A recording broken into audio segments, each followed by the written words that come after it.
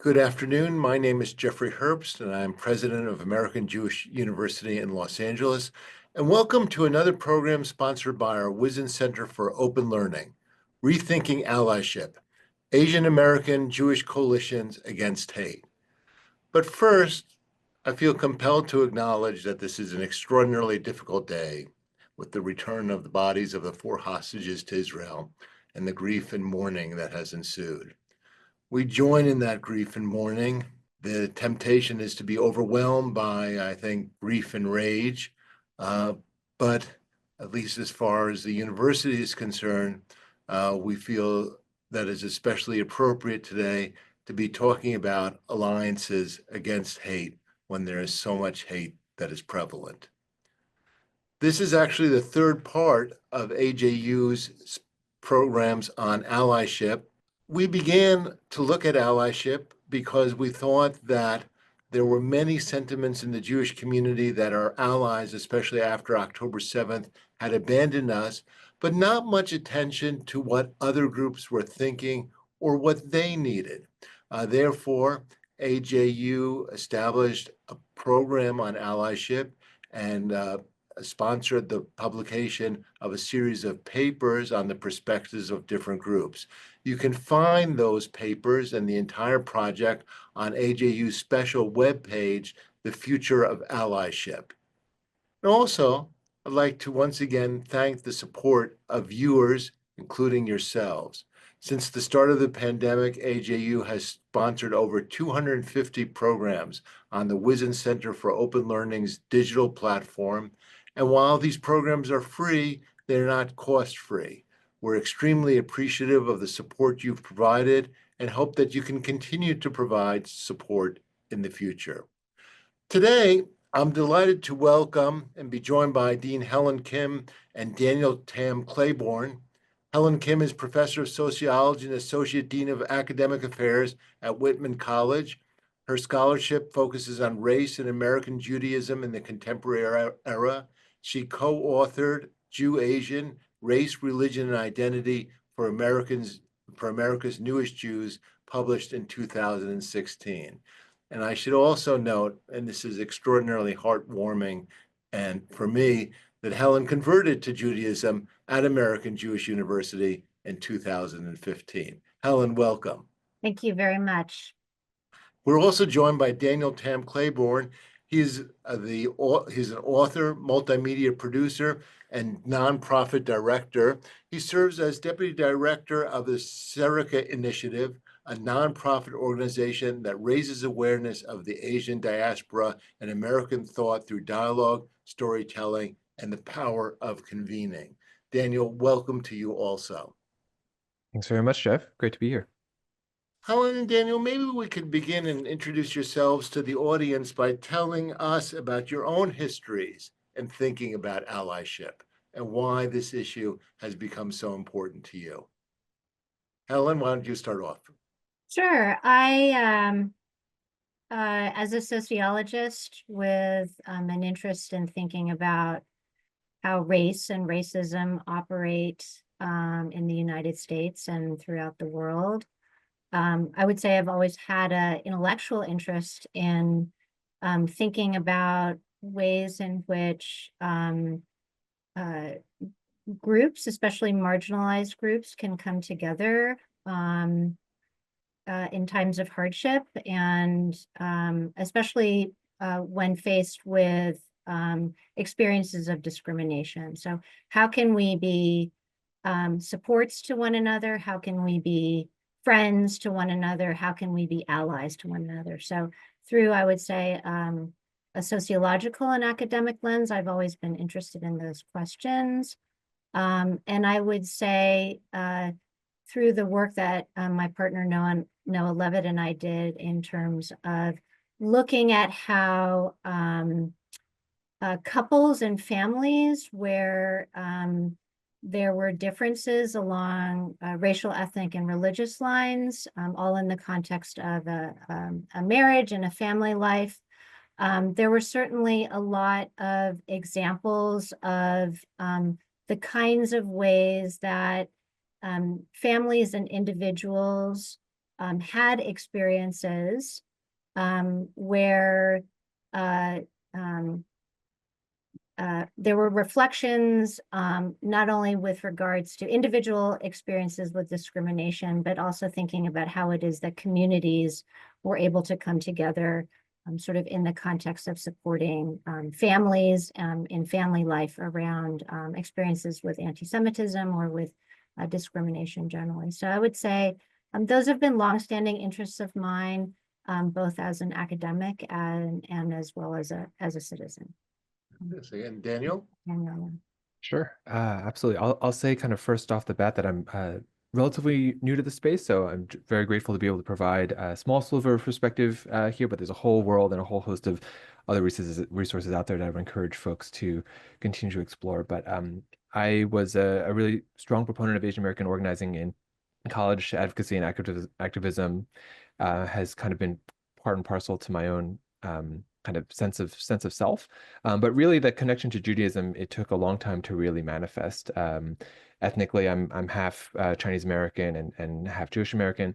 And there was a long, sort of circuitous journey that comes with identity formation that I won't go into here. But all that to say, it was really through my work with the Sarek Initiative, as Jeff mentioned, where we had the opportunity after the murder of George Floyd to really explore new kinds of stories within the breadth and depth of the Asian American experience. And one of the topic areas that we really landed on was around allyship, both the opportunities for solidarity, but also the very real challenges that allyship presents in a lot of different contexts, both historically as well as in contemporary times.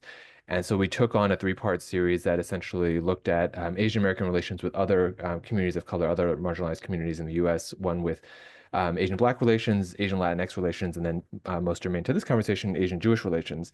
And it was really through that research and through that filmmaking process that I was very grateful to be connected with Helen and her incredible work, as well as the work of the Lunar Collective, which is an organization we later profiled for the series, which itself is the first and only organization for Asian American Jews. Helen and I are both a part of that organization in different ways. But after kind of understanding the community that really coalesced around some of these issues and the way they've been able to have really incredible discourse around it, despite challenges and despite differences of opinion, it really heartened me to the idea that this is a subject matter that's not only deeply intellectually interesting to me, but also deeply personally affecting. And so that kind of really engaged me down this path. And I've been involved in that kind of allyship work ever since. I'll be talking with Helen and Daniel for about 20-25 minutes, and then we welcome questions from you, the audience. Please start submitting your questions now via the Q&A function at the bottom of the screen.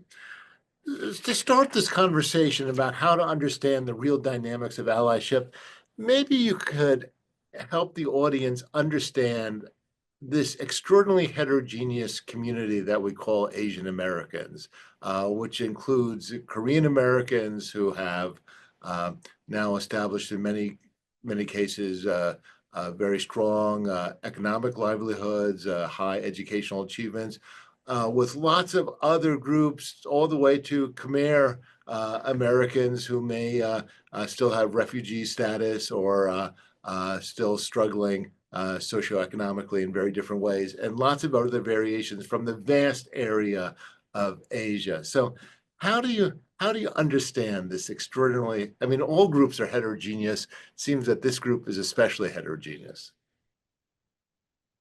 Sure, I'll maybe piggyback off of that and then pass it to Daniel. I think heterogeneity is an apt word. I think there are dozens of nationalities, ethnic groups sort of assumed under what I would call a pan-ethnic category for political purposes. That's really an American category. So this category of Asian American. I think as I think about myself being a second generation Korean American, so I'm the daughter of immigrants. I, in many ways, differ from my colleague and friend Daniel, who has his own history, his own lineage that is, specific to a particular place and time. We have different immigration histories. So in terms of when particular groups have come over to the United States and under what conditions they were allowed to come over. So I'm the product of parents who were able to come over at a very particular moment in time in the 60s with the Immigration and Nationality Act under the Johnson era. That's very different than, the capabilities or not of people to immigrate at particular times, people who are also part of this political category of Asian American. I would say that the one thing that I see that perhaps is a commonality within a group that is very heterogeneous is the idea that we are, no matter how long we have been in this country, we are often perceived to be foreigners. Even if we're born here, even if our time in this country goes back many, many, many generations, let's just say the 1800s, I still think that there is this perception that fuels the discrimination that we are foreigners, that we do not belong in this country, that we will forever be foreigners, that we are other in that sense. So maybe pass it to Daniel. Absolutely. Yeah, absolutely agree with so much of what Helen said. I think one of the things that really resonates for me, in addition to that great content, is absolutely that we're really a diaspora community that's really made up of extremes. There's incredibly high educational attainment, economic success in many pockets of the Asian American diaspora. And on the other end, there's incredible poverty and really low access to opportunities like education, higher education especially. And I think one of the ways in which, this Asian America came about as a political term as much as anything else following the civil rights era, it's not necessarily a category that is a one size fits all. And I can understand why, census and other markers are made to, group individuals in this particular way. But there's incredible amounts of variety in terms of the lived experience of those individuals. And I think that's something that increasingly organizations, and grateful for this conversation as well, is just to be able to talk about some of those differences. Oftentimes, so much of that gets peppered over in these kind of two really overarching categories. One that Helen mentioned was the kind of the perpetual foreigner stereotype. And of course, the other is the model minority, the sense that, we are all high achieving exemplars to be compared with other communities of color, which of course lends itself to incredible disparities in terms of how marginalized communities are able to see each other and also be able to fight for shreds of power in this larger system that we're all working within. So I think there's really great things to be said about having that sense of unity and sense of this Pan-Asian identity where we can advocate for and kind of use a louder voice. Asian Americans are still a relatively small part of the American population, about 6.5%, 7%. And so we can use certainly all of the collective voice that we can. But I think it's also important not to create a kind of a situation where we're able to mask the really very real differences and also the very real kind of inter-Asian challenges that exist within that group as well. And the final kind of background question, how would you describe the leadership of this very diverse community or set of communities? Does it have peak organizations that are recognized or hope to be recognized as speaking for it, or is it more decentralized? Give me the hard one, right? It's a good question. I think certainly there are some flagship organizations that kind of head up the what we sort of see as kind of Asian America writ large. And I think they do incredible work in terms of broad strokes advocacy and leadership for those communities. But I would say a lot of what happens in terms of what I've seen in community organizing really happens at kind of the community and the family unit level. Certainly, there's a lot of organizing that can come about through larger centralized concerted efforts. But I think most people kind of identify first with their kind of immediate family, their communities. In some cases, their faith-based organizations. That sort of provides the basis and the foundation upon which some of these other larger advocacy efforts can then take off. I'm not on the ground in the same way that Daniel is. Having said that, my sense is I would agree with what Daniel's encapsulation of those dynamics. And I would say it feels to me as though if there were a national organization, especially around discrimination, to me, that national organization would be Stop AAPIA Hate, which came about with the sudden uptick in AAPIA hate during the pandemic. That is one that feels to me as sort of a prominent national organization. But I would agree with Daniel that I think a lot happens at the local level. Getting to the heart of our discussion, let's take it before October 7th. What would you say, or can you say, that there were discernible patterns of allyship or perspectives between the Asian American and Jewish communities? Was this an issue that was a live one in the Asian American communities? Did it happen more at a local level? Was it not discussed? How would you characterize it before October 7th? I would characterize it predominantly at the local level in terms of relationships that were long-standing in, I would say, predominantly urban areas where organizations and communities that had long-standing relationships with one another, both within the Jewish community and the Asian American community. So I'm thinking about where Daniel lives in Seattle in particular, came together when there were instances of anti-Semitism or anti-Asian discrimination. I'll admit, not being on the ground, I don't know how frequently those alliances and sort of the depth over time those alliances really kind of how solid those were. But I do think we do have examples of local communities and organizations that have had long-standing relationships coming together when there have been instances of hate, of discrimination, whether anti-Semitism or anti-Asian hate. I'll piggyback off that, citing Helen's own research. So, I think one of the things that was really interesting in terms of when I started doing this documentary project around solidarity between these two particular communities is that in the individuals that I spoke with, it was increasingly hard to find really long-standing kind of historical instances of collaboration across particular aspects of discrimination and hate.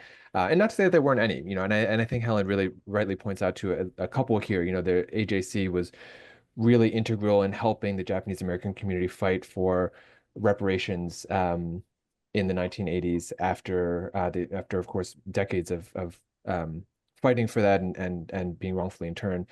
And then similar, you have instances more recently, the Tree of Life synagogue killings, where numerous Asian American organizations came together to support the Jewish community through letter writing and participation in solidarity events. So there have been instances, but even thinking about some of the other work that we were doing on the series around Asian-Black relations, for example, there isn't the same kind of level of at least historical flashpoints that you have when it comes to, for example, Grace Lee Boggs and her husband and the incredible work that they did on behalf of the African American community. You have Yuri Kochiyama and her incredible relationship with Malcolm X. These are instances that, of course, not everyone knows about. Asian American history is also one of those areas that is thankfully getting a little bit more of a spotlight put on it in terms of the necessity of being taught in K through 12 curriculum. But I think at least there are some sort of historical harbingers that at least point to directions into how these relationships have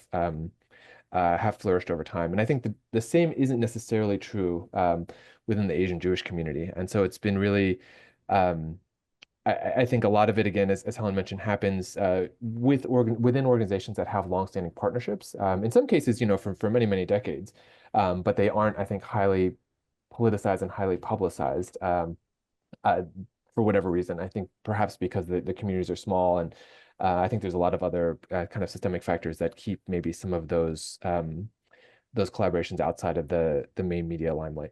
So let's talk about post-October 7th. On the one hand, there's been a general feeling in the Jewish community, not directed specifically, I think, against Asian Americans, but a general feeling of abandonment after many years of allyship. And some observers have pointed to splits within the Asian American community about responses. Especially, there was an article which Helen and I have read in the New Yorker from October, which said that Asian American organizations, especially in relationship to the Anti-Defamation League, were kind of split. And there was a lot of arguments about how to understand anti-Semitism, especially given the complexities of what was going on in the Middle East. So now, has the temperature increased? I mean, is allyship threatened, or how would you, given your different perspectives, how would you say things have progressed over the last 16 months or so? I have lots of different thoughts, and so I'll try to be both pithy and relatively cogent here. But I think they've taken a lot of different flavors, and it's been really challenging. I think, and Helen will probably agree with this too. Someone who sits at the intersection of these communities, it's been really hard, I think, to see the complexity of the challenge to allyship through this. And I think for me personally, and I think this won't be true of everyone, I can certainly understand both sides of the argument. I think on the one hand, um, you know, Jewish Americans may feel, in fact, that yeah, a lot of their allies have left. I think in the wake of the conflict and the war, because they're not able to sort of drum up the same support, and they maybe feel as though, and I think this is a really salient point that maybe hasn't been talked about enough, is that I think many other groups, kind of irrespective of race and ethnicity, are able to define for themselves what discrimination looks like and feels like. And I think for Asian Americans during the height of the pandemic and anti-Asian hate, that was something that wasn't really questioned. This idea that people are experiencing threats of violence and also verbal assault, that was something that I think the community at large, unless you were an unapologetic bigot, we're very happy to kind of endorse and empathize with and also try to ameliorate in different ways. But I think when that happened for the Jewish American community after October 7th, I think it was met with a really different response. And I think a lot of groups outside of the Jewish community and even within the Jewish community were saying, this, maybe this is overblown, they're people shouldn't necessarily have the right to feel the way they're feeling. And so I take a fair amount of umbrage with that. And so I think that was something that, came out quite strongly. On the other hand, I also feel quite a bit for Asian American organizations who themselves have been, wading through this and also feeling as if, they not necessarily abandoned, but I think they've also felt a degree of whiplash in terms of thinking about their constituents. Many of these Asian American organizations, consider Palestine a part of their larger advocacy efforts. And so, of course, when it comes to the war and the severity of the kind of violence that was inflicted, I think many groups, I think rightfully so, had reluctance to necessarily endorse even some of these past partnerships because of the ways in which their own communities were suddenly being impacted. And what many felt was sort of a very unevenness, kind of about that the levels of violence that were incurred. And so there have been so many instances that have played out over the last 16 months to your question, Jeff. Everything from very locally here in Seattle, the Wing Luke Museum is a really prominent example. A lot of very mainstay API cultural organizations, including Kundiman. There haven't been a lot of groups that have been spared from some of this. And again, I'm very happy to sort of go into that at a deeper level during the Q&A if folks are curious. But I will say that I think the temperature has gone down quite a bit in from the height, over the first 6 months for the first year. I think certainly the temporary ceasefire is a big role to play in that. It's not to say that it will forever be at this particular level, but I think there is real, genuine desire on the part of all parties to try to find a way forward, kind of through this. I think it was a really, really difficult situation. Not to say that there's a lot of answers, but I think there's a lot of desire to want to see what can be done in terms of allyship moving forward.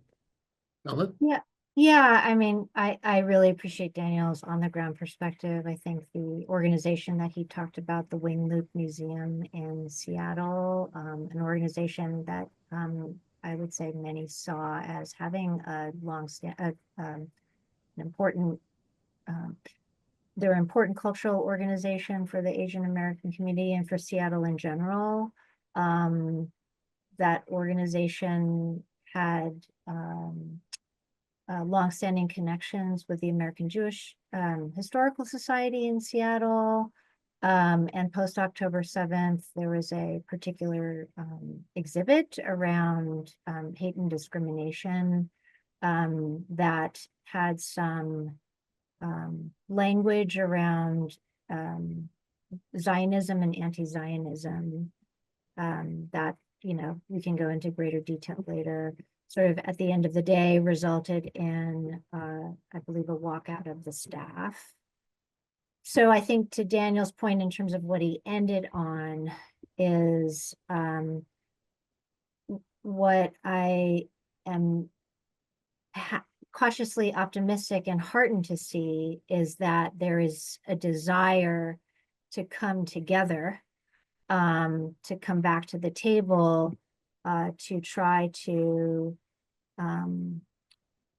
continue to be friends, to support one another, and to try to find a way forward. And that's what I think I'm holding on to as, thinking through what allyship potentially could look like is, holding on to that possibility of coming together around the table going forward. Let me ask one or two more questions, and we'll turn to questions from you, the audience. We're starting to receive them. Thank you very much, and please send me more via the Q&A function at the bottom of the screen. So one of the things that Helen writes about in her paper for our allyship project is the kind of dual-edged sword of the perception of being a model minority, which I think both Asian Americans and American Jews have benefited or suffered from in the past. Is this a lever for increased cooperation between the groups in the future, that trying to get greater society to understand that it's more complicated than the traditional American success story? Yeah, I do think it is a lever. I do think it is still a perception.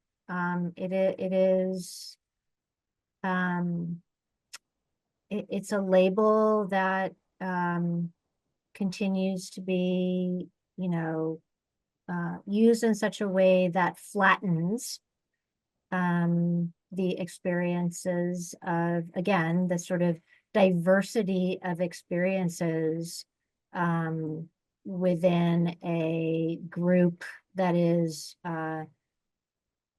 large and complicated and mixed. We are not all math whizzes who are naturally smart and, well educated and upwardly mobile all the time.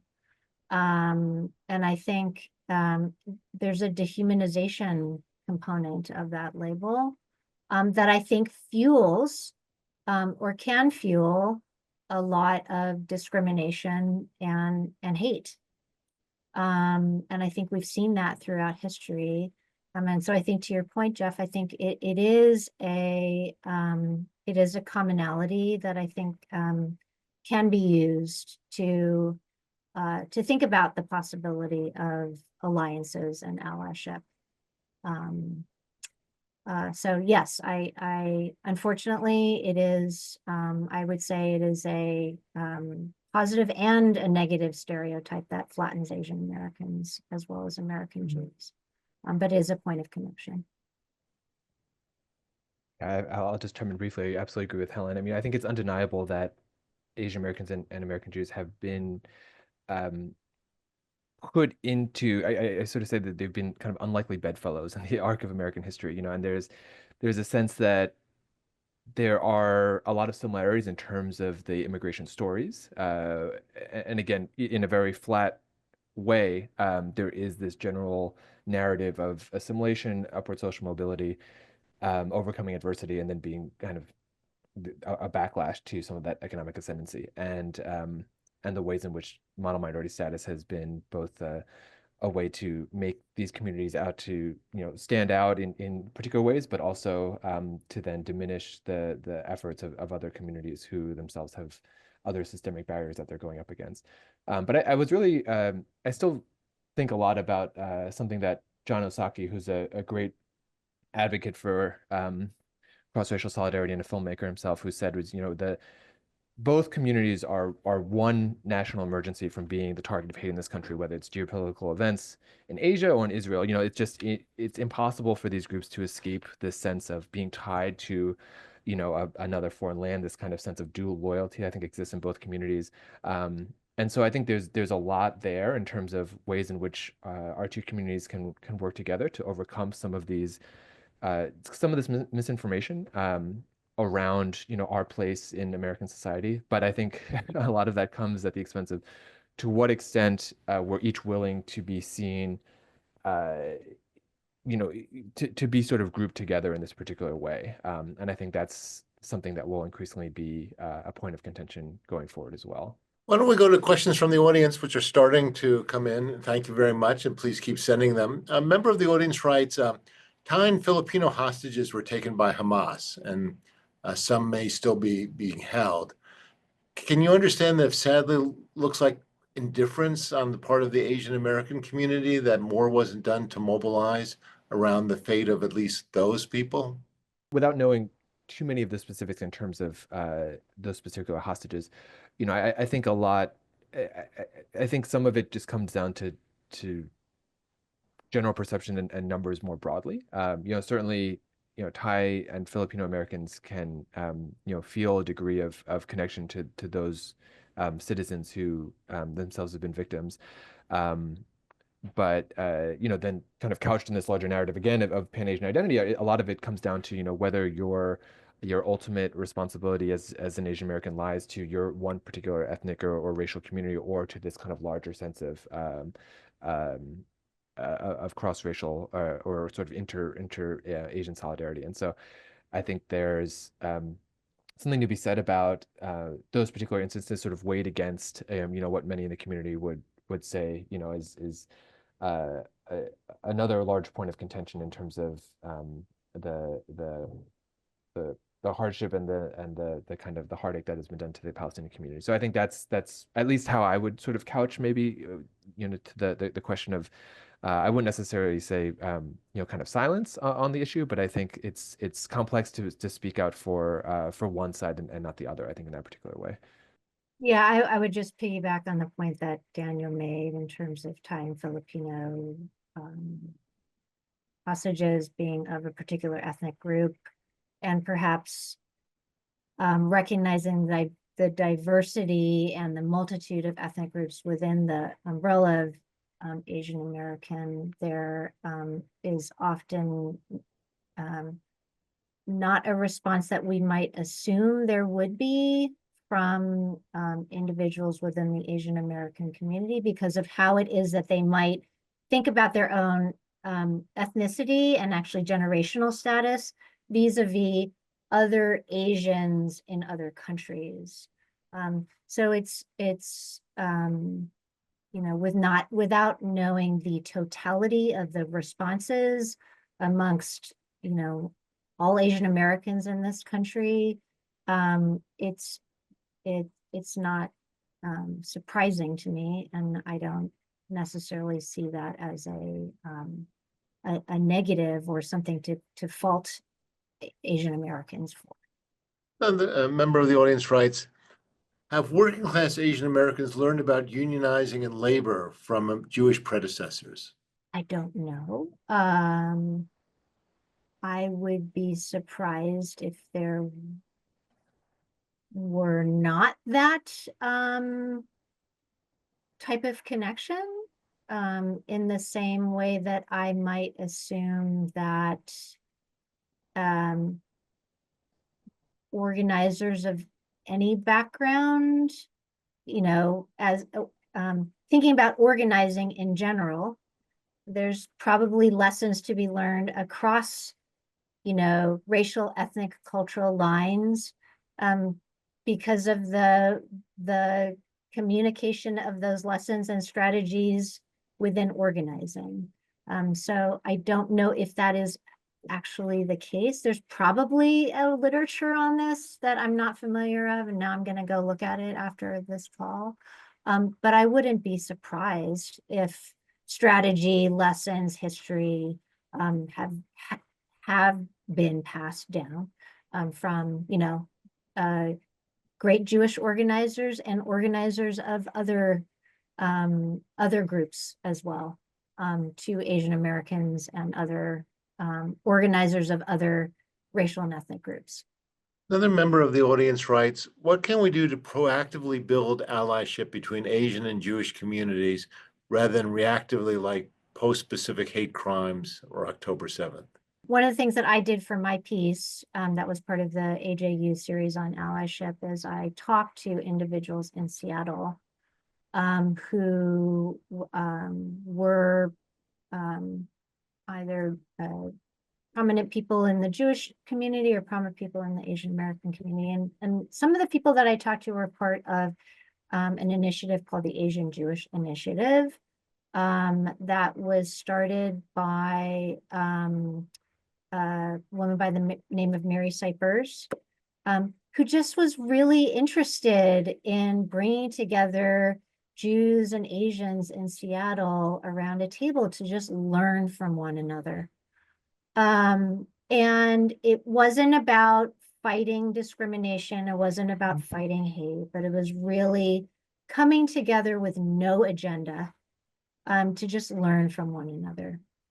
And I think, you know, as I said, sort of this idea of friendship first and foremost, friendship and just trying to set the table to understand history, stories that really kind of provided the foundation for, I think, other opportunities to kind of to continue to get together and to come together when there were instances of discrimination that were taking place in the midst. So I think it's around that. I really learned that the idea of just coming together with no agenda was first and foremost the most important thing to sort of set the stage. Friendship is kind of the necessary foundation. I think a really a good faith effort to understand one another's backgrounds and histories, I think, is also there as well. I think one thing that I'll add is just the idea of being open to discomfort and uncertainty. And I think there's so much of that exists in these conversations, and so many conversations that I know probably many on this webinar, and the three of us certainly, you know, have had that have differed from the way that we see the world. And I would just, you know, encourage all of us to be open to that. You know, I think the learning really happens when we're exposed to viewpoints and perspectives that go against some of our core set of beliefs, because, you know, these are people who are empathetic and who are reacting to a crisis in a very human way as well. And I think they deserve, at the very least, our empathy and our attention, even if we kind of disagree on fundamental levels. And so I think that's been something that's been helpful for me in terms of wading through some of this discourse, is not having a sort of knee-jerk reaction of trying to shut down conversations, but really trying to open them up, and really allow some of those disagreements to sort of flourish and eventually lead to a kind of a better understanding across our differences. This has been a great conversation. We could go on for much longer, but time's running out. Let me ask one final question from the audience. Very interesting question about Rabbi Angela Buchdahl, who is seen in the Jewish world as a very, very important figure, the rabbi of probably the largest congregation in North America. Sermons are routinely watched on YouTube and elsewhere, and seen by the Jewish community as perhaps a paradigmatic example of reaching out and increasing diversity of the Jewish world. But is she a major figure in the Asian American world? Great question. She's a great figure in my world, and I straddle those worlds. It's hard to imagine her as not a significant member of the Asian American community, in part because she is adding to the complexity of who we understand Asian Americans to be. My answer is yes, I think she is a very significant member of the Asian American community, because she adds so significantly to who we are as a people in terms of our complexity and diversity. Daniel, last words? Yeah, I would agree with that. I mean, I think there have been a lot of barriers historically towards folks who straddle communities to be fully accepted by anyone in particular, and I think that's true for the American Jewish community. I think it's true for the Asian American community. I'm very heartened to hear that I think that sentiment is changing. I think there's been incredible efforts on the part of the American Jewish community to reach out and diversify in terms of bringing in Jews of color and other folks and really trying to broaden that sort of the tent of kind of who is welcome within this community. And I think the same is true of the Asian American community. Increasingly, we're seeing a lot in terms of mixed race, adoptees, transracial folks who are increasingly finding a home in some of these organizations that maybe in the past had been more gatekeepers in that respect. And so I think Angela Buchdahl is an incredible example of that. She's obviously a trailblazer in that respect, ahead of her time in many ways. But I hope that her legacy and that kind of continued openness that we see towards embracing folks of different faiths and different backgrounds is able to continue. Dean Helen Kim, Daniel Tam-Claiborne, thank you so very much for joining us on this discussion of Asian American Jewish Coalitions Against Hate. And thank you also to you, the audience. We're delighted that you've joined another Wizzen Center for Open Learning program. Please go to our website, www.aju.edu, to see many of the exciting programs we have coming up. And again, we're extraordinarily grateful for your contributions in the past and hope that you can continue to support us as we investigate issues of the utmost importance to communities across North America. So Daniel, Helen, thank you so very much for joining us today for a fascinating discussion.